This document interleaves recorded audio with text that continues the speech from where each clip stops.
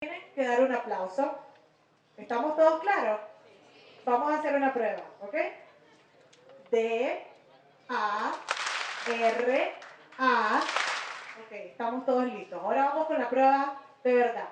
Todos muy atentos. A, D, E, F, A, R, T, G, H. ¡Vamos! ¡Ajá! ¡La atención!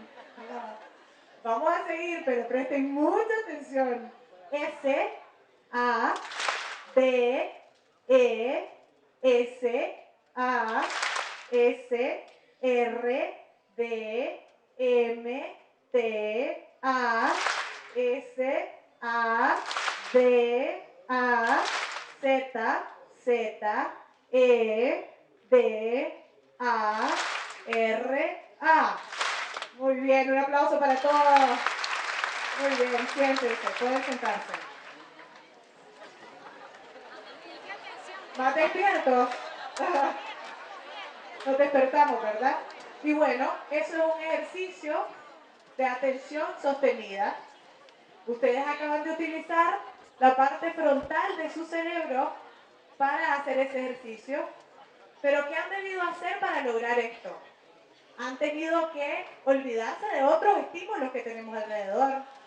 No solo estímulos además externos, como sería la voz del conferencista que está al lado, como sería el calor que está haciendo, como sería el pasto verde que tenemos al lado, lo han tenido que inhibir, dejar de prestar atención a esos estímulos, han tenido que olvidarse del hambre, que sería un estímulo interno, han tenido que olvidarse de la comida de los chicos, que si la dejaron lista o no la dejaron lista, que si sacamos al perro o no sacamos al perro, que si hoy por la tarde llega mi mamá a la casa y la tengo que atender. Han tenido que olvidarse de todos esos estímulos para concentrarse en su objetivo. Y entonces por eso definimos la atención como esa capacidad para controlar todos estos estímulos que tenemos alrededor, poner justo la atención donde la necesitamos para lograr una meta. En este caso, cada vez que yo decía la letra A, ustedes tenían que aplaudir, pero yo muchas veces no dije la letra A. Ustedes tuvieron que usar esa parte de su cerebro, la parte del frente, para detenerse y no aplaudir cuando yo decía la letra H. Y ahí es donde nos falló cuando aplaudieron y no era la letra A, ¿verdad? Ok, esa es una de nuestras funciones necesarias para el aprendizaje. Otra, como les decía, es desarrollar ese sistema de comunicación. Algunos de nuestros chicos con necesidades especiales o con unas necesidades educativas distintas, que la mayoría, tienen un problema para desarrollar un lenguaje. Pero nosotros tenemos que ser todo lo creativos posibles para desarrollarles cualquier tipo de lenguaje. Si no pueden tener un lenguaje oral, entonces apoyémoslos con el desarrollo de un lenguaje no verbal que les facilite su camino por la vida y que los permita hacer uso de todos esos estímulos que están alrededor. La disfunción del lenguaje se llama afasia. Y yo quiero darles algunos de estos conceptos para que cuando les toque que un especialista les hable, ustedes tengan idea de qué es, porque como maestros, ustedes son parte importante de cualquier programa de intervención que se haga con un chico. Y tienen que ser activos, participantes, cuestionantes, tienen que estar informados para estar siempre hincando al profesional para que les explique bien qué son estas cosas. Entonces, en el caso del lenguaje tenemos la afasia, también tiene otros nombres que más adelante lo vamos a hablar, pero en este caso sería una dificultad para adquirir el lenguaje adecuadamente. Ahora veamos, la memoria. ¿Quiénes aquí tienen buena memoria? Levanten la mano, ¿quién tiene muy buena memoria? Que dice, sí, tengo muy buena memoria. ¿Y quiénes tienen mala memoria? ¿Se dan cuenta que son más los de mala memoria? Y tienen chicos que ustedes dicen, ala, si es que no le queda. Me lo dijo hace 5 segundos y ahora ya no se acuerda de lo que le dije. Tiene una dificultad en su memoria y la memoria es básica. Pero la memoria no trabaja sola. La memoria trabaja junto con la atención. ¿Por qué? ¿Y por qué los problemas de atención son tan incapacitantes o les presentan tantas dificultades a los chicos? Porque para poder aprender tenemos que prestar atención. Y por eso ustedes tienen que hacer uso de muchos recursos para que los chicos presten atención. ¿Alguno de ustedes asistió a la ponencia de Jacobo Quintero? Sí. ¿Vieron cómo él hizo uso de muchos recursos para que ustedes prestaran atención? ¿Se escucha bien? Sí, ok. Entonces ustedes como maestros tienen que hacer uso de esos recursos, ya sea visuales, ya sea juegos. Ustedes se van a acordar que es atención sostenida, ¿o no se van a acordar con este ejercicio que hicimos? Sí, ¿verdad?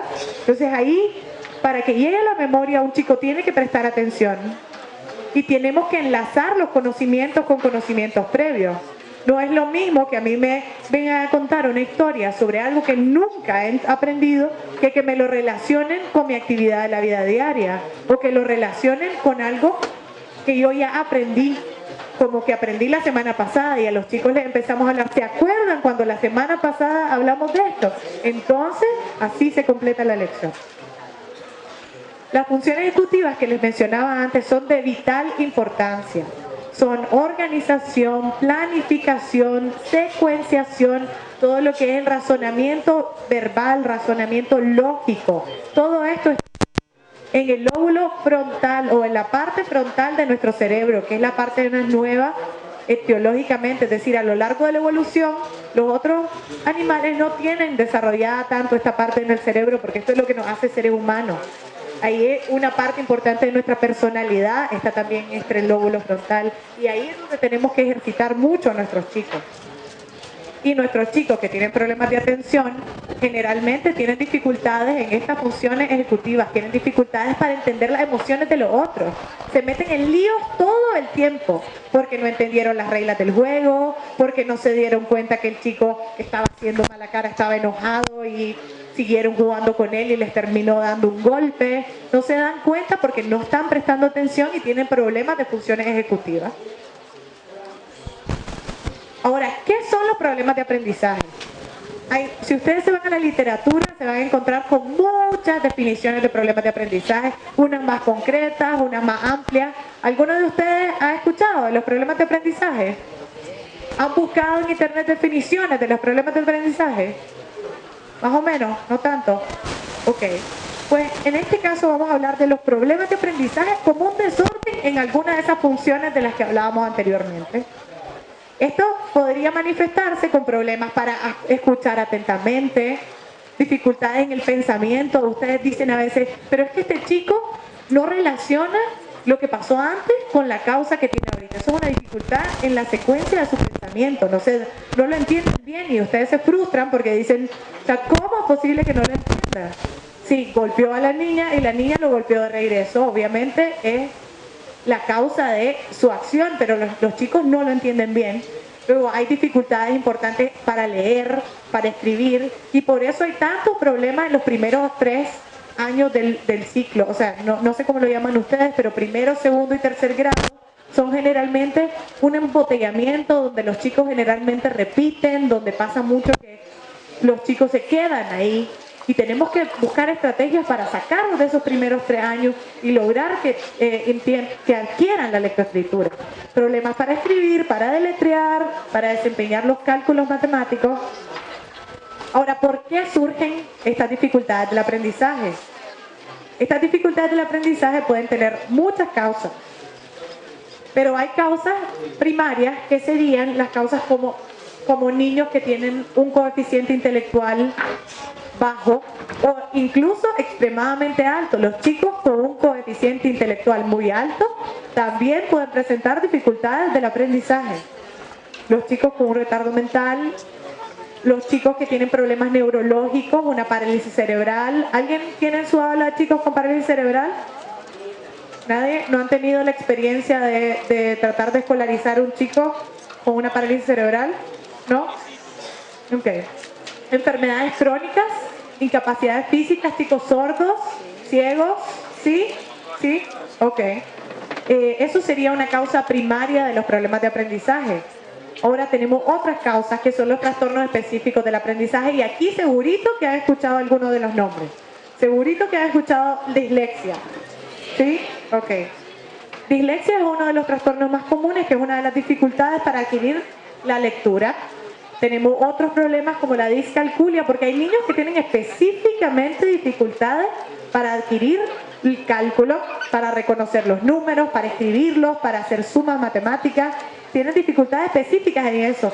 Y muchas veces los profesores no entienden porque es un chico que aprendió a leer bien, es un chico que se relaciona muy bien en el aula, pero tiene dificultades en la matemática. O es un chico que es muy vivaracho, que es muy atento, que participa en las actividades, pero al momento de escribir, escribe todo al revés, confunde la B por D, al momento de escribir los números los pone al revés, al momento de leer hace unos inventos que no sabemos de dónde los sacó. ¿Tienen esas experiencias con algunos chicos? ¿Sí? Pues estos son los trastornos específicos del aprendizaje. Y finalmente tenemos causas ambientales y socioculturales. ¿Cuáles son estas causas? Yo sé que estas son causas muy comunes dentro de nuestros contextos, porque como les dijo desde el inicio Susana, yo vengo de Nicaragua. Nicaragua es uno de los países más pobres del continente y tenemos una de las dificultades, o sea, tenemos dificultades como ustedes, incluso mayores, porque nuestros recursos son todavía más precarios. Nuestros maestros tienen que ser 4 veces más creativos porque no hay ninguna instancia que los apoye. Y bueno, los problemas ambientales y socioculturales, como falta de estimulación en el aula, padres que no fueron a un proceso formal de aprendizaje, que no le brindan estimulación a los chicos, o que por ejemplo pasan los chicos todo el tiempo solos, que no hay nadie con quien conversar, con quien apoyarles en las tareas, quien los estimule a seguir aprendiendo. Hay chicos que están mal alimentados, hay chicos que tienen dificultades porque vienen de un contexto educativo muy bajo y eso causa problemas de aprendizaje. Causa problemas de aprendizaje la violencia. Hablábamos que la violencia intrafamiliar, yo le decía a Susana que la violencia intrafamiliar sí que causa problemas a nivel cerebral. Claro, un niño que está sometido todo el tiempo a un contexto en el que hay estrés, en el cerebro se produce una sustancia que se llama corticol. Esa sustancia la produce el cerebro cuando nos opera, producimos corticol, por eso nos engordamos un poco, porque es una sustancia que defiende el cuerpo, que nos ayuda para defendernos. Entonces, cuando estamos en situaciones de estrés, como la violencia intrafamiliar, se produce este corticol, y el corticol en la infancia hace que haya un menos desarrollo en ciertas áreas de nuestro cerebro, y por lo tanto ocasiona dificultades a nivel cerebral, a nivel orgánico. Y claro, problemas a nivel orgánico, muchos dicen, lo primero que se nos ocurre es un niño con parálisis, cuando tontos, como antes se pensaba. Antes, cuando no teníamos estos conocimientos, decían, sí, es que este chico no quiere aprender, es un tonto, es un chico malo, que está todo el tiempo haciendo problemas en la clase. Ahora sabemos que estas causas, estas situaciones tienen causas orgánicas, que no quiere decir que no se puedan solucionar. Y ahí es donde entra otro de los puntos que yo quisiera que les quedara bien claro. El cerebro se cambia a sí mismo. El cerebro se sabe ahora que se regeneran las conexiones entre las células cerebrales que se llaman neuronas. Ahora sabemos que cuando hay un daño, no necesariamente quiere decir que no podamos recuperar esa función, porque a través de la ejercitación, las neuronas hacen nuevas conexiones una con otra. La dañada o la que no funciona bien, ya no es la neurona que está a cargo de esa función, porque son inteligentes así como nosotros. Imagínense en una empresa que la persona de la fotocopiadora, la experta en fotocopiadora, renuncia y se nos va, y es probable que al inicio llegue una persona nueva que vaya a sacar las fotocopias y que sea novata y que le cueste y que va a necesitar de mucho ejercicio para saber que a la Juanita le gustan sus fotocopias todas engrapadas, que Pedro prefiere las fotocopias sin engrapar porque las mete en un binder. Entonces, eso pasa con nuestras neuronas. Nuestras neuronas requieren de ejercitación para volver a adquirir esas funciones, y por eso yo los impulso a que, como maestros, sepan que sus chicos son chicos que pueden aprender, estén en lo cierto que pueden aprender, solo tenemos que buscar las estrategias para enseñarles de otra manera. Ahora, ¿qué es eso del modelo neuropsicológico? Pues a través del modelo neuropsicológico se entiende que toda conducta tiene su origen en el cerebro.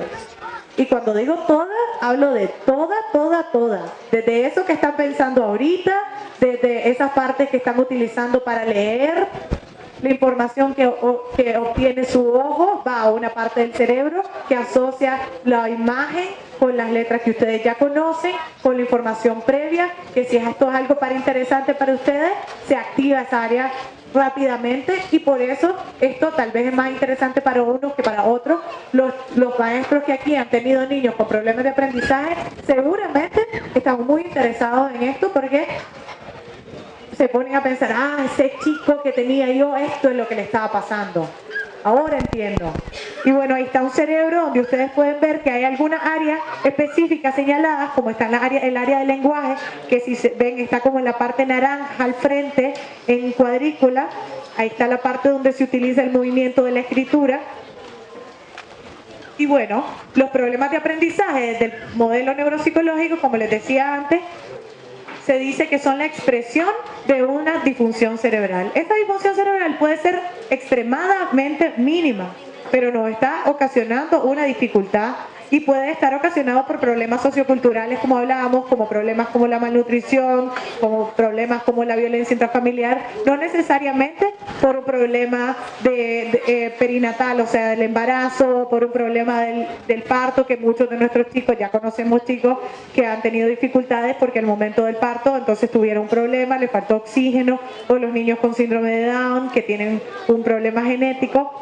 No necesariamente tiene que ser eso, pero sí, estas dificultades para adquirir el lenguaje es que estamos teniendo una mal conexión entre esas neuronas. ¿Estamos cansados? No, ¿seguimos? Ok. Entonces, aquí quisiera que relacionáramos unas partes del cerebro con uno de estos problemas de aprendizaje. Como por ejemplo, esta dificultad para adquirir la lectura la tendríamos en una parte de nuestro hemisferio izquierdo. Entonces, daño en esa área nos ocasionaría problemas para adquirir la lectura. Ahora, problemas de atención, que es lo que tuvimos que utilizar, estaría ubicado en la parte frontal de nuestro cerebro. Los problemas de escritura o de adquisición del cálculo estarían en la parte posterior de nuestro hemisferio derecho, ¿verdad? Imagínenselo ustedes en su cerebro, imagínense la foto que vimos anteriormente. Si entonces nos encontramos un niño que tiene esas dificultades, ya sepamos que va por ahí ese daño y cuando tengamos un neurólogo enfrente o recibamos la notita del neurólogo donde nos cuenta qué es lo que está pasando, ya tenemos más o menos una idea de por dónde va el problema. Y los problemas de memoria están en unas estructuras que no están en la corteza, sino que están en el centro de nuestro cerebro. O sea, si ustedes dibujan una línea imaginaria en el centro y aquí, ahí tenemos unas estructuras que funcionan y que son de las más importantes para los procesos de memoria. Ahora, ¿cómo funciona la neuropsicología en ayuda de la psicopedagogía? Porque entonces la neuropsicología agarra los conocimientos de la pedagogía, ustedes que son todos maestros, muchos de ustedes han hecho cursos o han leído o han estudiado pedagogía y están formándose constantemente, ya sea por el gobierno o ya sea por sus medios propios sobre pedagogía y nuevas formas de brindar el aprendizaje, ¿verdad? Y se relaciona esto con los estudios de la neurociencia, la neurología, de la neuropsicología, que entraría dentro de las neurociencias, la neurobiología, y entonces nos brinda estrategias distintas de tratamiento, estrategias distintas de cómo llegar a apoyar a ese niño que tiene problemas de lectura o problemas de escritura, o problemas de cálculo, o ese niño que tiene problemas de atención y es hiperactivo, que es ese chico que no descuadra la clase en 2 minutos, y entonces nos ayuda a encontrar estrategias para apoyar a este chico. ¿Cómo sería la intervención? Aquí en intervención yo les podría hablar de miles de cosas, pero les quiero dejar unas ideas muy claras para que ustedes se vayan de aquí con algo, ¿verdad? De entrada, si ustedes se encuentran con un chico que está teniendo dificultades en el aprendizaje, que ustedes ya ven que han probado algunas estrategias y este chico no avanza y este chico se nos está quedando, no nos quedemos, no lo mandemos al fondo de la clase. No lo mandemos al fondo de la clase porque este chico necesita estar al frente de la clase. que los que participan todo el tiempo estén al fondo porque nos van a apoyar con este chico que necesita más atención. ¿Alguno de ustedes estuvo en la presentación de ayer de aprendizaje cooperativo? ¿Sí? ¿Les pareció interesante cómo plantean que todos los chicos se ayuden y aprendan uno de otro, inclusive estos chicos que tienen problemas de aprendizaje? Entonces ahí pensemos en el diseño de nuestra aula. Piensen cada uno de ustedes en los chicos que tienen en su aula. ¿Quiénes tienen al fondo del aula? ¿Quiénes son los chicos que están al lado del escritorio de la maestra? Piensen ustedes, imagínense su clase y ahora piensen qué cambios harían teniendo esta información, qué cosas harían distinto. Y bueno, cuando tengan una sospecha, pidan asistencia psicológica, apoyo de un psicopedagogo o en el caso que si tienen disponible un neuropsicólogo. Es muy importante promover el trabajo que se llama multimodal. ¿Qué quiere decir eso? Que si ustedes están en clase utilizando una estrategia para enseñarle al niño los números, díganle a la madre, al padre, al hermanito, cómo lo están haciendo, para que todos estén haciendo las cosas de la misma manera. Porque si decimos que ejercitando hacemos nuevas conexiones entre una neurona y otra, si yo ejercito de una manera y el otro ejercita de otra manera en la casa, las probabilidades de que logremos esa nueva conexión son bastante pocas. Entonces, si ustedes están implementando una nueva estrategia dentro de la clase para apoyar a estos chicos, hablen con la familia. Apóyense del psicólogo si tienen un psicólogo que los está apoyando. Si lo tuvieran, ¿verdad? O de otros profesionales, del asistente que llega voluntario a apoyarles 2 veces a la semana, que me contaron que en algunos lugares como Villa Mercedes tienen ese programa de que llega un asistente voluntario a apoyar en la clase. Comuníquense con él, que no haga el asistente una cosa y ustedes otra. Nunca. Tenemos que trabajar en ese aprendizaje multimodal. Ahora, esto es muy importante para mí. ¿Ustedes tienen acceso a internet? ¿Ustedes? ¿En las aulas tienen acceso a una computadora? No tienen acceso a computadoras en las aulas. Algunos sí y otros no. Ok. Bueno, esos que tienen acceso a computadoras tienen acceso al conocimiento a un clic de distancia. Es cierto que en internet encontramos muchísima información de muchos tipos, pero el internet es una de esas fuentes de conocimiento que nos va a ayudar. Hoy en día, en el mundo, se trabaja interviniendo a través de la experiencia de otros profesionales. ¿Por qué? Porque las teorías tardan mucho en que salgan. Tarda mucho en que se formen teorías, tarda mucho en que se hagan manuales, tarda mucho en que nos lleguen los recursos, pero nosotros a través del internet podemos acceder a cómo otros profesionales, otros profesores están trabajando en su aula. Hay foros, hay blogs, hay una forma de comunicarse, mucha gente con ganas de apoyar, mucha gente con ganas de transmitir el conocimiento y se trabaja con conocimiento a partir de la evidencia, o sea, los maestros, un maestro que está en Colombia o que está en España, que está trabajando con un grupo de 12 niños y de repente se encontró con que hizo una técnica específica y eso le funcionó, la puso en internet y ustedes que están al otro lado del charco pueden buscarla, verla, colaborar con él, si a ustedes les funciona otra cosa, comunicarse con ellos, hagan comunidades en internet, coméntenlo, apóyense de esa gran herramienta. Y los profesores que no tienen acceso a una computadora en la clase, es muy probable que tengan acceso a internet en sus casas, es cierto que es trabajo extra, pero bueno, ustedes mismos lo saben que el trabajo de maestro es un trabajo de vocación, ¿verdad? Es un trabajo de mucha dedicación, un trabajo que viene de adentro, que viene de aquí, de querer ayudar a los chicos, como bien lo decía el ministro al inicio, que son los chicos del futuro, que son el futuro nuestro en los que queremos trabajar. Yo me encontré, buscando videos para ponerles, pero que no les traje, me encontré una clase de preescolar que tenía en su puerta un rótulo y decía, clase universitaria del 2025. Claro, clase universitaria del 2025. Eso nos dice a qué mundo van a salir esos chicos. Cuando salgan de su aula de clase, ¿a dónde van a ir? Claro, al 2025, no al 2011, ¿verdad? Y bueno, ahí hacer uso de esas nuevas tecnologías. Uso de las nuevas tecnologías, que es usar el Wikipedia, usar los wikis, usar los blogs, usar los foros, desde niños tan chiquitos como de preescolar. Si ustedes ponen a un niño de 6, 7, 8 años en una computadora y se dan cuenta lo rápido que aprenden, lo bien que entienden para qué sirven, los niños pueden ejercitar su escritura, los niños pueden ejercitar su redacción, pueden aprender de otros niños, pueden transmitir el conocimiento a otros niños. Es un mundo nuevecito el que tenemos a través de las nuevas tecnologías.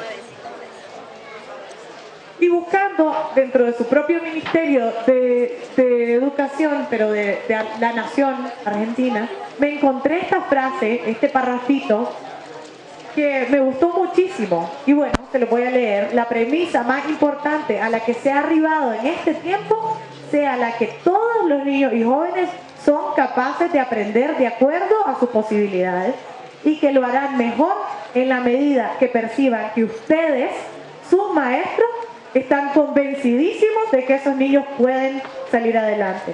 Entonces sepan que estos niños con problemas de aprendizaje van a salir tanto adelante a medida que ustedes se lo crean. ¿Quiénes de ustedes creen que esos niños pueden aprender? ¿Todos piensan que pueden aprender? Muy bien. No saben lo que me emociona saber que están dispuestos a trabajar al lado de estos niños para hacerlos salir adelante. Y para finalizar, quisiera darle unas recomendaciones muy concretas para los problemas de atención. Estas son recomendaciones concretas que pueden cansar un poco porque se las voy a enumerar, pero que creo que les pueden ser útiles en el contexto del aula de clase.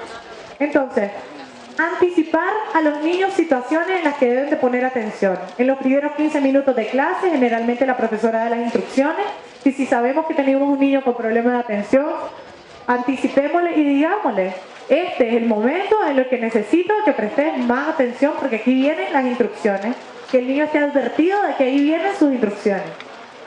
Evitar en estos niños actividades simultáneas, especialmente al inicio, porque estas son algunas recomendaciones que ustedes bien saben a qué niños aplicárselas y a qué niños no, porque sabemos que hay niños con dificultades de atención que tienen más capacidades y no hay que quedarnos en lo básico, tenemos que ir aumentando gradualmente la dificultad y la exigencia. No podemos permitir que el potencial de estos niños se quede guardado solo porque pensamos, no, es que no puede. Sí puede, solo que hay que irle subiendo. O sea, si a uno le íbamos subiendo los ejercicios y le ponemos un día 5 y el otro 10, al niño que tiene problemas de aprendizaje le ponemos un día 5 o un día 2, el otro día 3, el otro día 4, hasta que logre alcanzar las metas. Pero le vamos aumentando la dificultad. Hacer descansos frecuentes en estos niños que tienen dificultades de atención. Tenerlos planificados. Si ustedes saben que Juanito, cada vez que ya pasan los primeros 15 minutos de clase, ya empieza a mover el piecito, ya empieza a levantarse de la silla y empieza a jincar al amiguito de al lado. Entonces, anticipémonos. A los 15 minutos yo le digo a Juanito: venga, vamos a limpiar la pizarra, por favor. Y a eso es un descanso del aprendizaje y ya lo va a hacer volver a concentrarse en la actividad. Actividades cortas, información corta, concisa. Cuando le vayamos a dar una instrucción, asegurémonos que nos está viendo a la cara, asegurémonos que no es una instrucción muy complicada. Si hay muchas instrucciones que le tenemos que dar, démosela gradualmente, cada vez dividamos las tareas en trozos. Poca información a la vez y presentada lentamente, insisto, dependiendo de las capacidades de cada niño, ¿verdad? No vayamos a bajar el nivel a los niños que sabemos que tienen más capacidades. Dar las instrucciones despacio y con contacto visual, como les decía, repetir los puntos importantes, repetirles varias veces lo que nosotros consideramos que es importante, reducir los estímulos que están alrededor o incluso los estímulos visuales que les presentamos. Si en una hoja tenemos toda esta decoracióncita del marco, que tiene la florecita, que tiene la mariposita en el marco en los niños de preescolar, tratemos de hacer una hoja distinta para este chico que tiene problemas de aprendizaje o que tiene dificultades de atención, porque todos esos estímulos nos lo están ayudando a hacer lo que nosotros hicimos, olvidándonos de todo lo que está alrededor y dándole a lo que nos interesa. Promover el orden y la organización. Eso es una de las herramientas más importantes que les pueden dar a sus chicos desde el inicio. La organización y el orden de sus materiales en la clase les va a ayudar para la vida adulta tener unas mejores estrategias, ya sea laborales o familiares incluso. Trabajar en grupos pequeños, anticipar situaciones de riesgo. Ya sabemos que una situación de riesgo cuando ponemos a Juan con María, que siempre se están dando duro, entonces anticipémonos, digámosle, vamos a trabajar juntos, no quisiera que discutieran, quisiera que se llevaran bien porque van a aprender uno del otro. Anticipémonos, si ya sabemos que todos los días tenemos el mismo conflicto en la clase. Vamos, trabajemos desde antes démosle las herramientas a los niños para solucionar ese conflicto de una manera distinta. En algunos casos, algunos niños requieren más tiempo para terminar sus tareas. Adecuémoslo, démosle más tiempo y el tiempo lo vamos reduciendo gradualmente a medida que vayan mejorando sus habilidades. Una actividad a la vez. Tener mucha atención a los signos de fatiga. Cuando ya ven que el niño está empezando a moverse, anticipemos, hablemosle o ya pongamos una seña específica, ya le vamos a dar una palmadita en la espalda cuando tenga permiso de ir a tomar agua. Entonces ya tenemos nosotros con ellos una camaradería y ya le decimos, bueno, yo te voy a hacer una señal para que vos vayas a tomar agua o para que vos me ayudes con guardar, no sé, los marcadores de la pizarra en esta cajita. Entonces utilizamos esas tareas para darles un descanso a los niños y no permitir que lleguen a situaciones en las que se van a frustrar y no los van a desmotivar, porque nosotros queremos niños motivados. Aumentar la demanda gradualmente, que es lo que ya les estaba insistiendo, y tener supervisión. Ahora, con los niños con hiperactividad, que son niños muy activos, acordar con ellos que tienen permiso de levantarse, acordar con ellos dónde se pueden levantar y qué pueden hacer cuando estén de pie.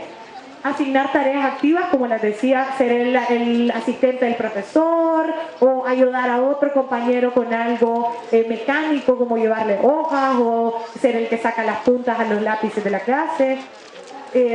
Establecer desde el inicio normas claras. ¿Ustedes todos tienen normas claras en sus aulas de clase? ¿Sí? Normas de respeto, normas de puntualidad, normas de levantar la voz o no. Bueno, tenerlas muy claras y si es muy necesario repetirlas.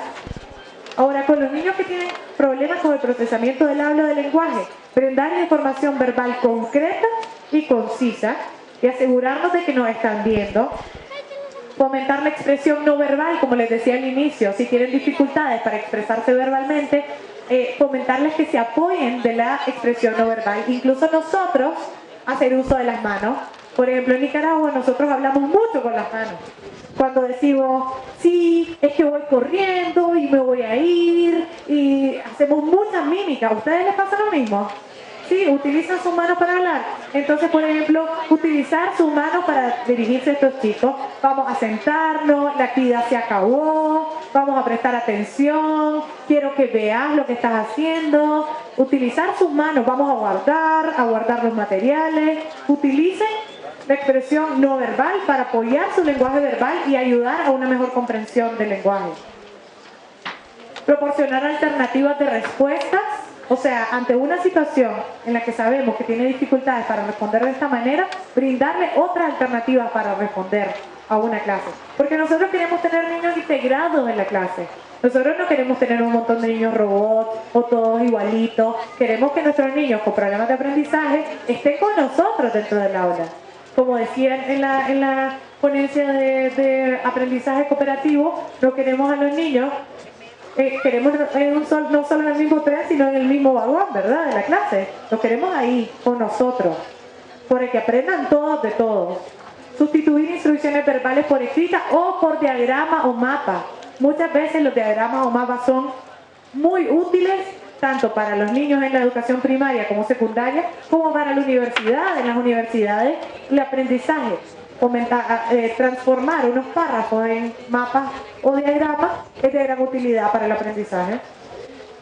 Finalmente, los niños que presentan memoria verbal o a corto plazo, dificultades en la memoria verbal, fomentar la repetición, la revisión del trabajo y la práctica del trabajo que les cuesta. A través de la práctica, en nuestro cerebro, asegurar que la información previa esté bien adquirida. O sea, cuando vamos a entrar a la enseñanza de la matemática, asegurarnos que hay un buen reconocimiento de los números. Si vamos a empezar con la sílaba, asegurémonos que el alfabeto esté bien aprendido. Utilizar la imaginación o la visualización para afianzar los conocimientos. Si ustedes, hay una teoría del aprendizaje que se llama la teoría del aprendizaje significativo. ¿Alguna de ustedes ha escuchado esa teoría? Sí, ok. Entonces, utilícenla. El aprendizaje significativo, ¿qué es? Que si nosotros le ponemos sentimiento, alma, anécdota, imágenes al aprendizaje, va a ser mucho más fácil que los chicos lo recuerden. Y los niños que tienen problemas de memoria a corto plazo o memoria verbal, se les va a hacer de gran utilidad ayudarlos a visualizar esa información que nosotros les estamos dando hacia el momento de que la necesitan utilizar. Entonces tiene una imagen que viene de la mano con esa, así como nos enseñaba el abecedario con los animales, la E, con el elefante, la O, con el oso. Entonces los chicos, es más fácil recuperar esa información cuando tiene una imagen que va agregada. Y por eso también las presentaciones PowerPoint han sido de tanta utilidad. Y los papelógrafos y el pizarrón a lo largo de la historia son de tanta utilidad porque nos entra por vía visual y por vía auditiva. O sea, ya no solo tenemos la información presentada de una manera, y además le metemos imaginación y algún conocimiento previo, y entonces tenemos más probabilidad de que esa información se quede. Relacionar información nueva con experiencias previas, utilizar ayudas externas como la agenda, como en los casos de los niños que tienen computador, utilizar el computador, realmente tienen algún programa de organización, evitar darle varias instrucciones, simplificar la información, especialmente en los niños que tienen dificultades. O sea, ¿por qué les vamos a presentar a mismo detalle que al resto si sabemos que tienen dificultades? No nos demos por vencidos.